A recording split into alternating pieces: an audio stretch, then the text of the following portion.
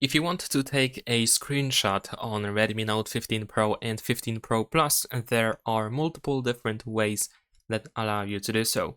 One of the main ways to take a screenshot is by using the power button and volume down button. If you press both of these buttons at the same time, you can easily capture the full screenshot, just like that. Besides that, we also have a gesture with 3 fingers. We can slide down on the screen. One more time, there we go. And as you can see, we can perform a full screenshot. We can take a full screenshot like that as well.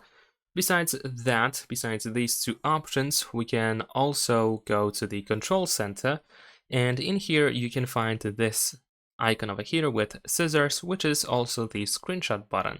So we can tap on it in order to capture a full screenshot.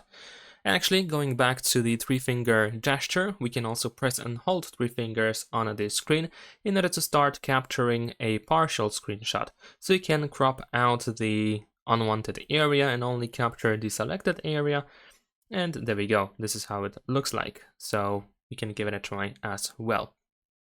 And there is actually one more way, and that is quite common, and that is the quick ball. So if we open settings and scroll down, and then go to additional settings, we should be able to find the quick ball option. And by default, if we use the quick ball, we can find the screenshot button too that we can use.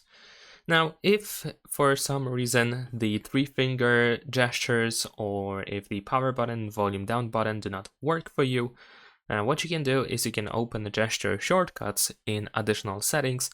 And then in here we have the take a screenshot. So we have the combination of the 2 buttons, and you want to check if it's on or off. We also have the slide 3 fingers down, and then here in partial screenshot we have press and hold with 3 fingers. And that is pretty much it. Subscribe to my channel